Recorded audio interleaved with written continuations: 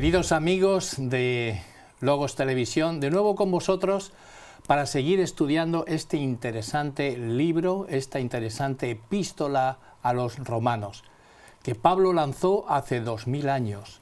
Lutero la descubrió, la redescubrió 1500 años después, y fue toda una revolución para la Iglesia Católica lo que había descubierto Lutero, que quería ni más ni menos que reformar su Iglesia, pero viéndose obstaculizado por todos sus directores, por todos sus jefes, entonces él lo que hizo fue predicar el Evangelio que descubrió tanto en la carta a los romanos como la carta a los gálatas. Y hoy vamos a tratar un tema muy interesante y muy bonito. Hemos traído para ello a nuestro querido amigo y pastor Daniel Moreno. Daniel, ¿cómo te encuentras? Encantado de formar parte de este recorrido bíblico juntos. Pues muy bien, vamos para allá porque el tema que vamos a traer hoy es muy interesante. Muy bien. Al comienzo del libro de Romanos, Pablo busca establecer una verdad crucial, que es fundamentalmente para el Evangelio el estado lamentable de la condición humana. Desde la caída todos nos hemos contaminado con el pecado. Lutero escribió en su comentario del libro de Romanos diciendo así: por regla general, aquellos que realizan buenas obras externas las hacen por temor al castigo, el amor a las ganancias y la gloria o el placer de un objeto determinado, pero no por una mente gustosa y dispuesta. De esta manera, el hombre se ejercita continuamente en buenas obras para ser visto por los demás, pero por dentro está totalmente inmerso de los deseos pecaminosos y las lujurias malignas que se oponen a las buenas obras. De manera que hemos dado hoy el título a este estudio, La condición humana. Y yo quiero preguntarte, Daniel, después de esta cortita introducción, leyendo Romanos capítulo 1, versículo 16 y 17, dice lo siguiente: porque no me avergüenzo del Evangelio, porque es poder de Dios para salvación a todo aquel que cree, al judío primeramente y también al griego, porque en el Evangelio la justicia de Dios se revela por fe y para fe, como está escrito, mas el justo por la fe vivirá. Qué bonita es esta declaración. El Evangelio es poder de Dios para salvación.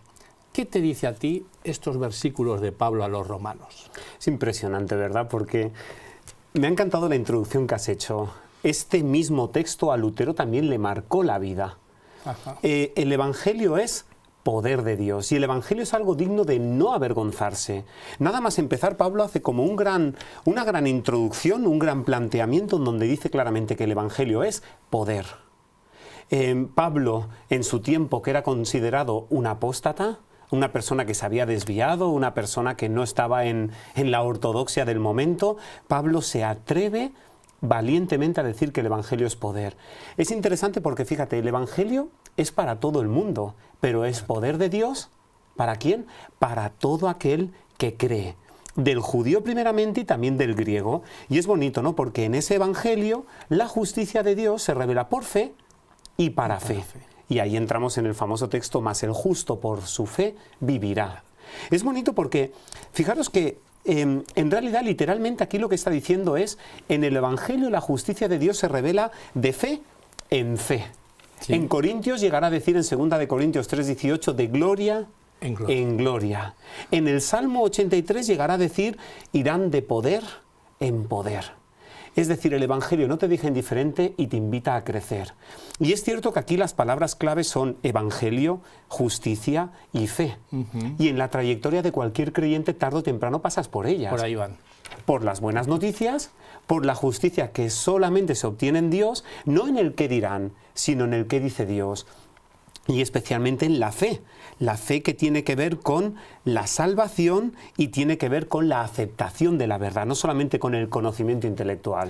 Qué bueno que estás comentando estas cosas porque a mí me ha impactado mucho lo que es poder de Dios. Ese poder en griego, como sabes, es dinamis, y de ahí viene la palabra dinamita. Esa dinamita que explota en unas pequeñas cantidades hace que se rompa la piedra, que se rompa la roca. Y ese es el poder de Dios que tiene con nosotros. Y ese poder de Dios donde dice que no me avergüenzo de ese evangelio, porque es esa dinamita de Dios. Y ese evangelio es la buena noticia de que el Mesías ha venido. El Mesías ya está con nosotros. El Mesías ya por fin ha llegado, ¿para qué? Pues para vivir con nosotros y darnos a conocer dos cosas. Una, el carácter del Padre. Claro. Y otra, ese plan de salvación que está a tu disposición mediante esa fe que debes tener en todas las cosas que ha hecho Jesús. Si tú te apropias todo lo que Jesús ha hecho, amigo, lo tienes resuelto. Es verdad. Por la fe, el justo vivirá. Es impresionante, ¿eh? Qué bueno. Cómo empieza Qué bueno, aquí Pablo, qué bueno. lo que estamos mirando. Hay otro versículo muy interesante que quiero que lo comentemos los dos. Se encuentra en Romanos 3:23, que dice lo siguiente. ¿Qué dice? Dice, por cuanto todos pecaron y están destituidos de la gloria de Dios. Todos pecamos, todos destituidos. Entonces, ¿en quién nos comparamos? ¿Dónde podemos tener nuestra referencia? ¿Qué hacemos? Es interesante, ¿verdad? Porque fijaros, ¿no? Pablo empieza a escribir Romanos y tiene un interés muy especial en esta primera etapa del camino en que entendamos y asimilemos nuestra condición humana. Yo recuerdo hace unos años que escuché a un pastor veterano al que admiro profundamente decir, mira, si tuviera solamente una hora para transmitirte el Evangelio, dedicaría 50 minutos a describir tu condición humana y 10 minutos a compartirte las buenas nuevas. Y me quedó sorprendido, porque normalmente nos centramos en Cristo y en el poder de Dios. Ya, pero si tú no estás dispuesto a asumir tu condición, es complicado esto. Ya verás que Romanos 1 habla de los gentiles, pero Romanos 2 dice, oye, que tú te llamas judío, luego lo vemos. Luego y ahí. aquí en Romanos 3 dice, todos pecaron. Y hay dos palabras que a mí me llaman la atención. Por un lado, la destitución. Cuando alguien es destituido, uy, ¿qué ha pasado aquí? ¿Qué ocurre? En griego la palabra destituido tiene que ver con padecer necesidad, con ser pobres, con algo que falta. De hecho, en las bodas de Caná fue destituido el vino, por decirlo de una manera. Fue la misma palabra que se utilizó, porque faltó el vino. Habla de deficiencia, habla de carencia. Es como hay algo que la justicia propia no va a poder suplirte. Y es bonito porque también aparece el concepto de la gloria de Dios. Todos pecaron, destituidos, algo que se nos ha quitado nuestra dignidad en relación a la gloria de Dios. Y la gloria de Dios la podemos entender en un doble sentido. Podemos hablar de honor, de fama, de reconocimiento que estamos dispuestos a buscar y a recibir, pero también podemos hablar de brillo, de apariencia y del carácter de Dios. Sea como sea, no hace falta estudiar en profundidad para darnos cuenta que algo ha pasado. Tú puedes cuestionar a Dios, bueno, es que Dios no existe, es que no sé qué, pero yo creo que nadie puede cuestionar que el ser humano tiene mucho potencial y sin embargo también tiene mucha capacidad de hacer el mal. Algo ha fallado en este diseño. Sí. Si somos el eslabón superior de la cadena evolucionista, no es normal que seamos los mayores depredadores de este planeta. La verdad es que Pablo, cuando se dirige a nosotros y vemos la condición humana, ¿no? que nosotros estamos dispuestos a confesar, si estamos dispuestos a confesar esa condición humana, pues tenemos que admitir lo que Pablo dice, porque no hay justo ni aún uno, no hay quien busque a Dios, no hay quien haga lo bueno. Entonces, Señor, ¿en quién me fijo? Porque yo hago cosas buenas. Yo siempre que puedo, para que mi Señor esté tranquilo y no arremeta contra mí toda su furia, yo hago cosas buenas. Pero el Señor dice, que va, es que no hay justo ni uno, ni quien haga lo bueno, ni quien busque a Dios. Señor, entonces, ¿con quién me comparo? Porque yo me comparo con Daniel y yo soy mejor que Daniel, pero mejor que Daniel. Él se compara conmigo y dice, no, él es mejor. Pero ¿dónde debemos de poner entonces el objetivo? ¿Dónde ponemos el objetivo? ¿En los hombres o elevamos el objetivo, Daniel? Exactamente. Es como preguntarle a Cristo, Señor, ¿tú cómo lo ves? ¿Cómo tú lo ves? ¿Dónde está tu referencia? Porque el ser humano somos unos especialistas en creernos nuestras propias mentiras y engañarnos y compararnos. Pero ¿cuál es la motivación última que te mueve a hacer lo que haces? Es fácil ponernos una corbata, qué majos estamos y ya está. Lo importante es lo que Dios ve dentro de nosotros. Y ahí está la referencia, está el punto de referencia. Lo que has dicho de Romanos 3, del 10 al 18, es deprimente, es desesperante, pero es cierto. Es así. Es cierto y categórico. Se puede decir más alto, pero no más claro. Y ahí está la clave. Desde el pozo, desde el fondo, es desde donde tendemos la mano y nos aferramos a esa mano tendida inicialmente por Cristo. No, la verdad es que cuando nosotros reconocemos cómo nos encontramos, efectivamente podemos dirigirnos a aquel que nos puede llenar, y es Jesús. Cuando el enfermo reconoce que está enfermo es cuando va al médico, pero cuando dice, no, yo no estoy enfermo, yo esa tos que tengo, no te preocupes, que no pasa nada, no, es en los pulmones, no te preocupes, mientras no reconozcas que estás mal, no vas a ir. Es verdad. Cuando tú reconoces cómo te encuentras y dices, es verdad, ni busco a Dios, ni soy justo, ni soy bueno, Señor, ¿qué hago? Estáis todos destituidos de la gloria de Dios. Ahora yo os doy la solución, y la solución soy yo. Niégate, quítate todo lo que tú tienes tuyo y haz que yo viva en ti. Pablo lo decía, ¿no?, en Gálatas, ya no vivo yo, sino Cristo vive en mí. A partir de ahí, amigo, la cosa cambia, pero tienes que reconocer que tú no sirves. Estás por debajo de todo aquello que hace que no podamos levantar cabeza, y Jesús te la hará levantar. Mira, todo eso que estás explicando es como el reconocer nuestra condición es lo más doloroso que hay, ¿eh? ¿Por qué? Porque es una bofetada contra nuestro orgullo y autosuficiencia. Ah, pero tú no puedes. No puedes por ti solo.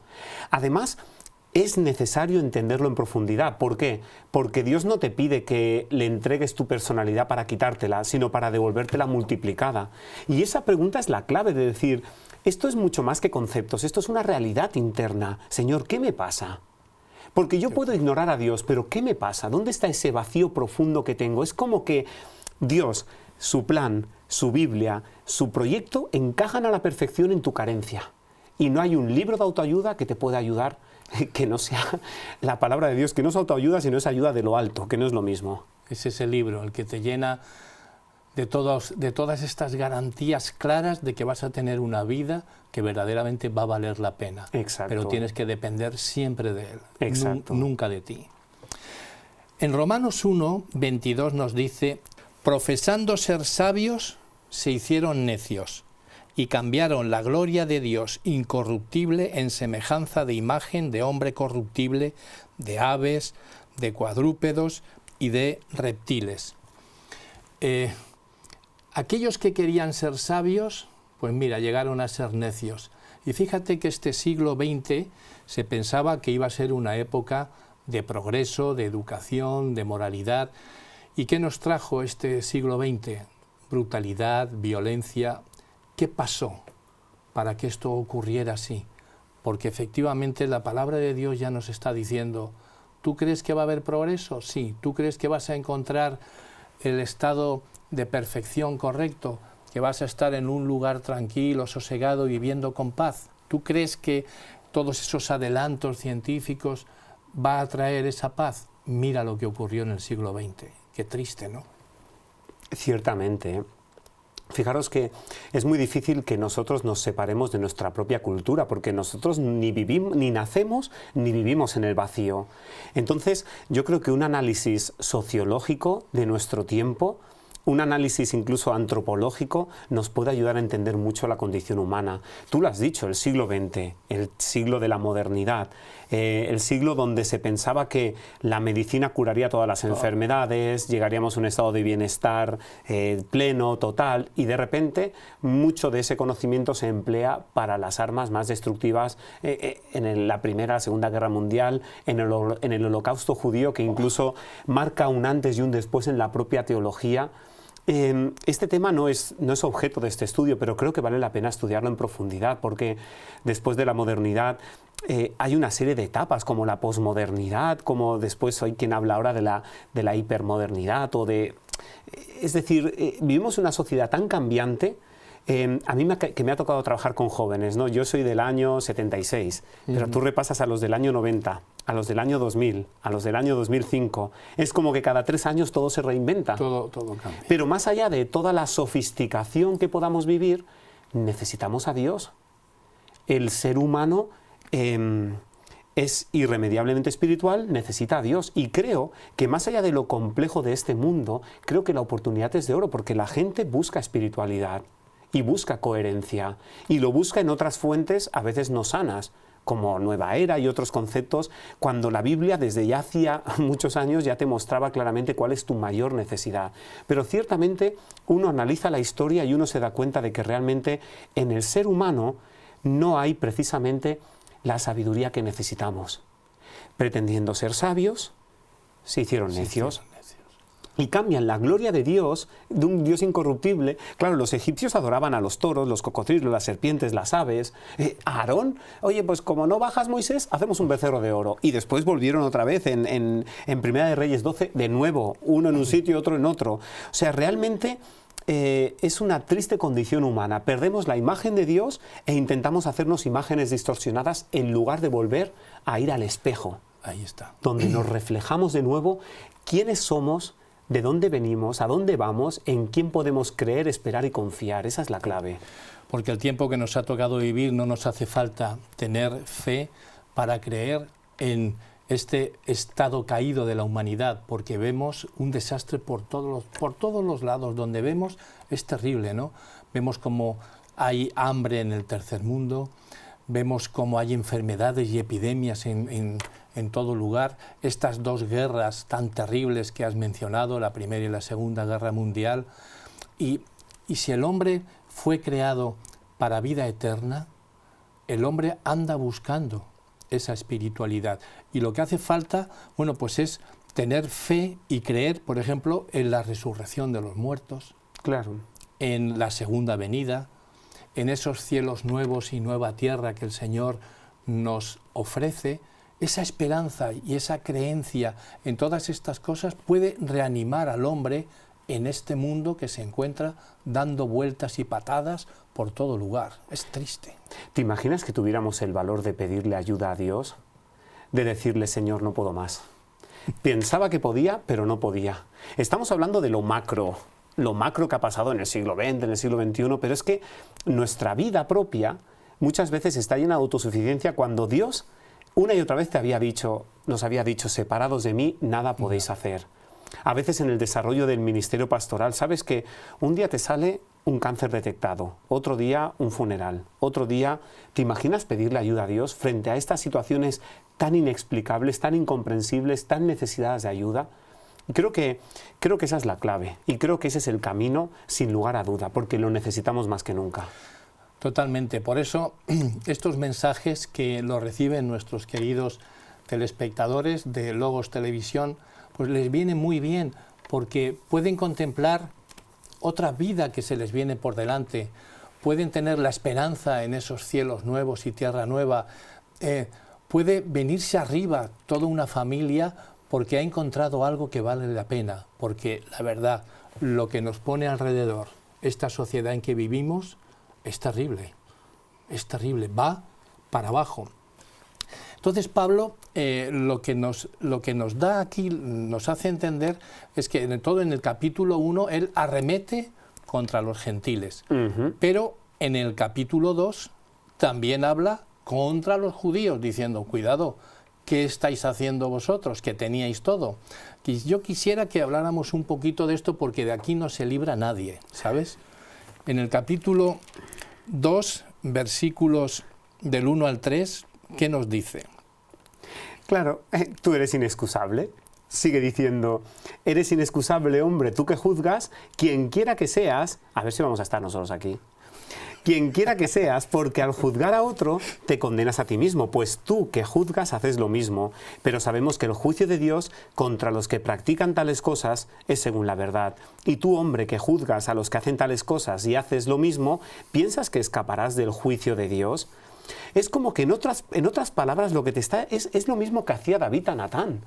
Natán a David, cuando le decía, oye, imagínate que te cuento esto, ¿tú qué harías? ¡Del cuello! Pues tú eres aquel hombre. No, hombre, no. Sí, sí, sí.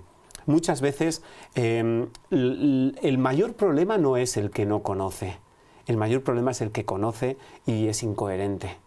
Y ahí también necesitamos de la ayuda de Dios. El judío pensaba que estaba en una posición superior.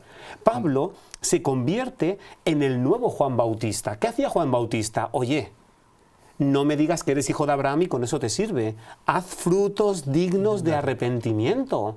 No, pero es que tengo a Abraham como padre. Ya, pero esto no es. Esto no es por... ¿Cómo te llamas de apellido? Ah, si te llamas así, no te preocupes, bienvenido, solo por el apellido. No, no. Busca realmente esa conversión y mucho más cuando conocemos. Es decir, busca el espíritu de la ley. No busques solamente la apariencia o el qué dirán los demás. Vamos verdaderamente a la esencia. Mira, me has traído a la memoria un versículo muy interesante que se encuentra en Juan capítulo 5. Juan capítulo 5, versículo 39, dice lo siguiente. Escudriñáis las Escrituras porque a vosotros os parece que en ellas tenéis la vida eterna, y ellas son las que dan testimonio de mí. Dígase que nosotros también podemos estar en este grupo diciendo, oye, yo leo todos los días. Mira, y Jesús dice, mira, no por leer tienes la vida eterna. A vos las escudriñáis, las estudiáis, porque a vosotros os parece que aquí está la vida eterna, y me tenéis que descubrir a mí en las Escrituras, porque aquí el único que da la vida eterna soy yo. La vida eterna es que te conozcan a ti y a tu Hijo a quien has enviado. Luego, no por leer, no por rezar, no por ir a la iglesia todos los sábados, ya tienes... No se trata de eso. Yo te he dado a ti mi palabra para que tú la compartas con los demás. Luego, entonces, no puedes estar comparándote con nadie. Con el único que te permito que te compares es conmigo para que veas en qué situación te encuentras.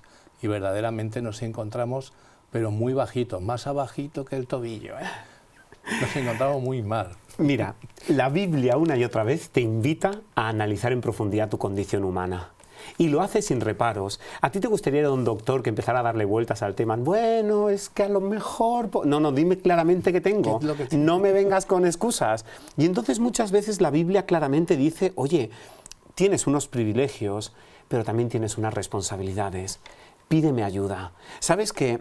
Hay libros sobre psicología, por ejemplo, este de control de calidad para tu mente, que a mí me gusta especialmente. Está escrito por Fernando Zavala, que es un psicólogo. Y me encanta porque uno de los capítulos habla acerca de la famosa disonancia cognitiva. Es decir, en otras palabras, es como el hecho de que, ¿será que tú puedes llegar a creerte tus propias mentiras? Hombre, no te pases. Que sí, y muchas veces las justificamos. Muchas veces decimos, bueno, pues es que tampoco soy tan malo, mira el caso de Adán y Eva, mira el caso de la gente que fuma, aunque te lo ponga en cajetilla inmensamente grande, cuidado, no, pero de algo hay que morir.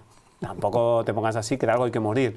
Muchas veces a nivel espiritual pasa lo mismo. Cuando realmente Saúl se pone a hacer justamente ese becerro, empezó a justificar, es que como no venías, es que te da miedo, es que no sé qué, es que no sé cuántos. Y muchas veces entre lo que nosotros pensamos y hacemos hay como una distancia, y eso nos produce incoherencia. Nos produce incoherencia dentro de nosotros y nos produce inestabilidad mental y emocional. Y esto es terrible. Una y otra vez nosotros podemos pensar que, bueno, pues que nuestra vida no está tan mal y demás, hasta que nos comparamos con Cristo. Ahí sí. Ahí está la clave. Una y otra vez es como que necesitamos buscar ese referente que nos puede dar vida. Esa es la cuestión. A mí me gusta muchísimo cómo habla aquí justamente de la disonancia, para que os suene un poquito más la idea. Fijaros, ¿no? La disonancia cognitiva es un estado de tensión mental producto del choque de dos ideas psicológicamente inconsistentes. Es decir, fijaros, ¿no? Por ejemplo, en el caso de Judas, ¿no? Tenemos una representación en miniatura del conflicto milenario entre dos fuerzas más poderosas del conflicto. Por un lado, el maligno, obrando a través de impulsos naturales, y el poder conquistador del amor de Dios. ¿Te acuerdas que Judas llegó un momento en que un poco más y se arrepiente? Sí, sí, sí. Cuando Jesús le estaba lavando los pies. Un poquito más y dijo, madre mía, ¿esto es para mí? Pero tristemente él se dejó caer por el tobogán del rechazo y de la entrega, y tristemente ya cuando salió era ya de noche en su vida. Sí, ya no pudo volver atrás. Pues es verdad, todo lo que comentas ciertamente es así. Cuando nosotros nos comparamos, nos tenemos que comparar con el que verdaderamente vale la pena compararse. Pero es que a veces, Daniel, los hombres necesitamos gente a quien imitar, porque entramos en un momento en que decimos, yo necesito ver, necesito constatar que todo lo que me dice es verdad. Por eso Pablo, conociendo la realidad de estas cosas, les dijo a los corintios, les dijo, sed imitadores de mí, ya que vosotros no sois capaces todavía de ver a Jesús, sed imitadores de mí, haced lo que yo haga, porque yo a quien imito es a Jesús, pero mi referente es Jesús, y eso es lo que nosotros queremos también dar a conocer a todos nuestros amigos, es diariamente ponte en brazos de Jesús, abre tu Biblia, ora, medita, porque hay un personaje ahí que tiene que ser tu modelo. No puede ser tu modelo. Los niños sí que tienen como modelo a los padres, pero los cristianos, los que acuden a la iglesia, los que quieren llevar una vida santa como Jesús, deben de tener a ese modelo, a Jesús. Pero si no lo encuentran, bueno, pues que vean a alguien que verdaderamente haga lo que está correctamente, pero que al final es Cristo quien va a ser el modelo supremo para tu vida constantemente. Cuán importante es eso, ¿eh? Escoge bien tus modelos, escoge bien tus ídolos. Porque como escojas unos ídolos, no vas a crecer por encima de tus ídolos. Por tanto, la imagen, que no sea una estrella de este mundo, sino que sea realmente esa estrella resplandeciente de la mañana, el que realmente te pueda aportar luz y una referencia. Sí, Señor, por ahí vamos. Leamos en Romanos capítulo 2, versículo 4. Qué bonito, también este texto. ¿Qué nos dice? O menosprecias las riquezas de su benignidad, paciencia y generosidad, ignorando que su benignidad te lleva al arrepentimiento. Si Dios forzara al arrepentimiento, ¿no seríamos todos salvos? Claro, aparentemente sí. ¿Por qué entonces dice guía y no fuerza? ¿Por qué? Porque eres un ser humano. Y como ser humano eres libre, y Dios valora y respeta profundamente la libertad. Fíjate que Dios, al crear al ser humano, es como si creara una pequeña celda a la cual Él no puede acceder si tú no le permites. Dios se la juega con la libertad humana. Tanto respeto por ti tiene Él. Tanto respeto por tu libertad, porque estás hecho a imagen y a semejanza de Dios. Y creo que esa imagen y semejanza incluye la libertad, además de la capacidad de amar o la capacidad de ser creativo. Pero creo que ahí va por ahí eso, la capacidad de pensar, la capacidad de creer. Y creo que por ahí va. Pero es cierto, ¿no? Es como que Él dice, mira, sabes que Dios es rico, sabes que Dios es bueno contigo, es paciente y es longánime, es decir, quiere lo mejor para ti. Esa benignidad te lleva al arrepentimiento, el arrepentimiento entendido como metanoia, media vuelta, cambio de mente y propósitos en tu vida, media vuelta, qué bonito, ¿no? Dios te atrae por amor. Dios te atrae por convencimiento propio, Dios te atrae por carácter, no por obligación, con esas cuerdas de amor de la que habla Oseas 11, cuerdas de amor, lo hace de una forma que quiere, de una forma libre, que vuelvas por el mismo camino por el que te fuiste. Si tú te fuiste por medio de la desconfianza, que así le pasó a Adán y Eva, vuelve por el camino de la fe y de la confianza a Dios. Esa es la clave. Qué bonito, ¿eh? Todo lo que estamos aquí comentando y lo que nos dice nuestro querido Pablo, porque nos está comentando ni más ni menos que ese don que tiene dispuesto para ti, porque al final Dios ofrece todo. Te ofrece la fe, te ofrece la obediencia, te ofrece la salvación, te ofrece la perfección, te ofrece el arrepentimiento. Yo también te lo doy, pero aquí lo tienes. Sencillamente lo que te pido es que lo admitas, que tú lo asumas, y una vez que tú tienes ese arrepentimiento, es lo que dices, ¿no? Da la vuelta, ese metanoia, ¿no? Da la vuelta, te arrepientes, y ya que estabas andando hacia un camino que le estabas dando la espalda a Dios, da la vuelta. Y esas cuerdas de amor que me ha recordado Oseas, ¿por dónde pasó ese profeta, madre mía? Y el Señor le dijo, con cuerdas de amor te atraeré. Eso es lo que quiere nuestro Señor con nosotros, atraernos con ese amor tan, tan maravilloso que cuando abramos nuestro corazón, le digamos a Jesús, aquí estamos.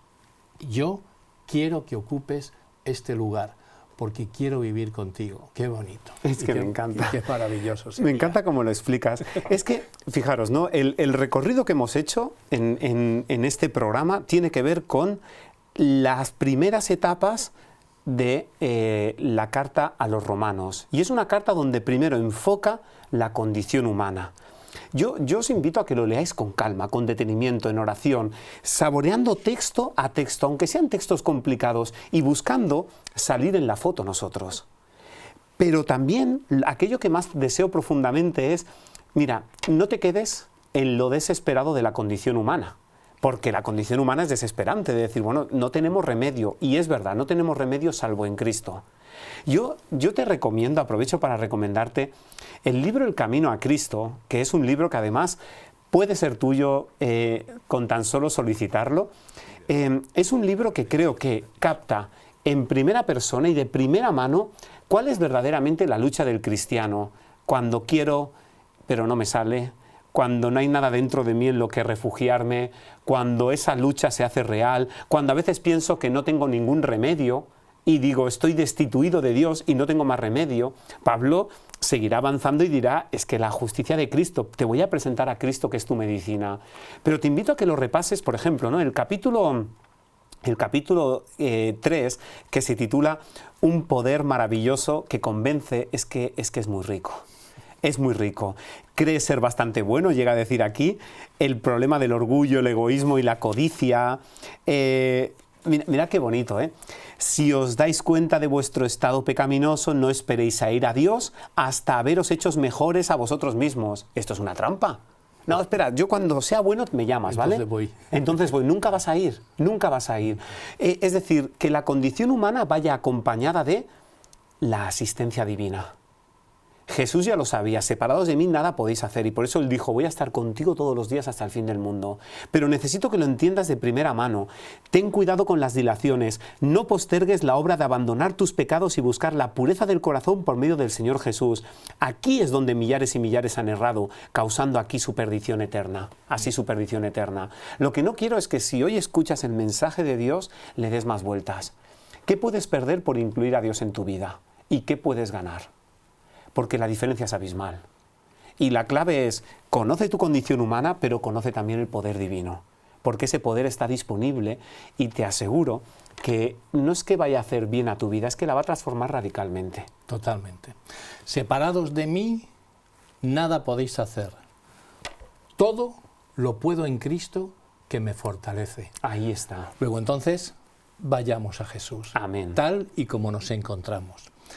Recuerdo aquel hijo pródigo que salió de su casa, que se fue con sus amigos a gastar todo el dinero por ahí, se quedó sin dinero y acabó comiendo con los cerdos algarrobas, todas aquellas que le sobraran a los cerdos, pero ese hijo pródigo un día, pensando él en estas cosas, dijo, volveré, pero ni se limpió, ni se quitó todas las pulgas, ni se quitó ese olor a cerdo que llevaba, es verdad, sino que fue con todos estos ingredientes al Padre.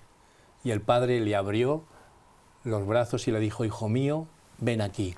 Y en ese abrazo las pulgas iban saltando, ¿no?, de una cabeza a otra, pero el Padre le daba lo mismo. Sí, Aún ese olor que se le iba impregnando de cerdo también al Padre dijo, hoy es fiesta en mi casa. Id así a Jesús, id así a Dios. Porque eso es lo que quiere, no podemos hacer absolutamente nada. Y con Él, todo, porque está garantizado. Muy bien, Daniel, pues la verdad es que ha sido un espacio de tiempo pues corto, pero hemos podido ahondar y profundizar en la palabra, porque verdaderamente es lo que nos hace felices. Amén. ¿De acuerdo? Bueno, pues tienes un tiempo para decirle a nuestros queridos telespectadores ¿qué es lo que has encontrado en el estudio de esta lección? Es que me quedo con la ilustración que has dicho justamente con el último pasaje que has mencionado. El hijo pródigo, por una vez en su vida, no tuvo una disonancia cognitiva. Dice el texto bíblico, me levantaré e iré a mi padre. Y lo más bonito es que se levantó y fue. ¿Cuántas veces a veces nosotros decimos, me voy a levantar, voy a dejar esto, pero no lo hago? ¿Cuántas veces dices, voy a Dios y no lo hago? El hijo pródigo lo hizo. Y me encanta porque, como decía Javier, ¿no? Dios está dispuesto a devolverte tu dignidad, tu libertad y tu integridad. Eso está representado por ese manto, por el anillo, por el calzado con el cual el Padre, ese Padre amante, ese Padre perdonador, que así debiera titularse esta parábola, esta era la historia que Jesús quería demostrar. Es como Jesús cambió radicalmente y dijo, así es el Dios de verdad.